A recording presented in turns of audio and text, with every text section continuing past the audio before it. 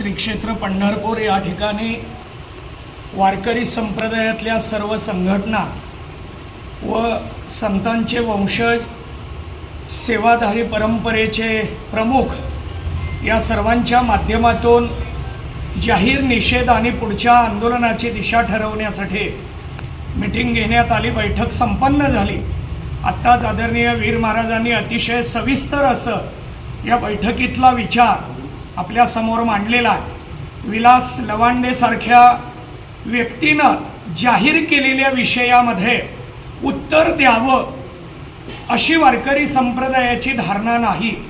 कारण वारकरी संप्रदायानं उत्तर देणं म्हणजे खाली येण्यासारखं आहे, परंतु असा पुन्हा दुसरा विलास कोणी निर्माण होऊ नये याच्यासाठी ही भूमिका विकास लवांडे असा दुसरा कोणी निर्माण होऊ नये, कोणीही उठावं, वारकऱ्यांवर संतांवर देवावर बोलावं अशी परिस्थिती महाराष्ट्रामध्ये निर्माण होऊ नये याच्यासाठी वारकरी संप्रदाय एका विशिष्ट अशा भूमिकेला येत आहे।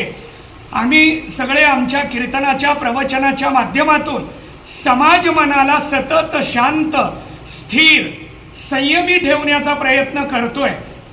आता समाजामध्ये जातपातीच्या भिंती मोठ्या प्रमाणात पाहायला मिळायला लागलेल्या आहेत।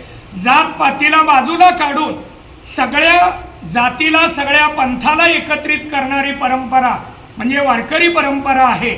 आणि अशा वारकरी परंपरेमध्ये कोणाच्याही पक्षाचा, कोणत्याही राजकारणाचा, कोणत्याही नेत्याचा विचार न करता वारकरी संप्रदाय आपल्या परंपरेला निष्ठेनं स्वीकारून पुढे जाणारा असा हा संप्रदाय असताना याच्यावर आक्षेप करणं आणि यामध्ये मगा महाराज बोलल्याप्रमाणे 17वी 18वी पिढी 13वी पिढी 12वी पिढी आपलं जीवन समर्पण करून समाजासाठी आणि सेवेसाठी अर्पण करणारी ही परंपरा, यामध्ये आदरणीय चंद्रशेखर महाराज असतील, राणा महाराज असतील, भास्करगिरी महाराज असतील, या सगळ्या महाराज मंडळींच्या अनेक पिढ्या यामध्ये गेलेले यांची नावं घेतल्याने ज्याने नाव घेतलं अशा लवांडेच्या दोन्ही कुळाचा उद्धार होईल अशी ही महाराज मंडळी आहे।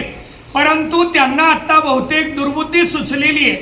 आपल्याला आता कार्य होत नाही, काम होत नाही आणि म्हणून एखादा कोणता तरी संप्रदायातला विषय घ्यायचा आणि प्रसिद्धी मिळवायची अशा जर विचारानं हे करत असतील तर यातून प्रसिद्धी मिळण्यापेक्षा त्यांचं या ठिकाणी डिमोशन होईल, अधोगती होईल असंच आता वातावरण निर्माण व्हायला लागलेलं आहे।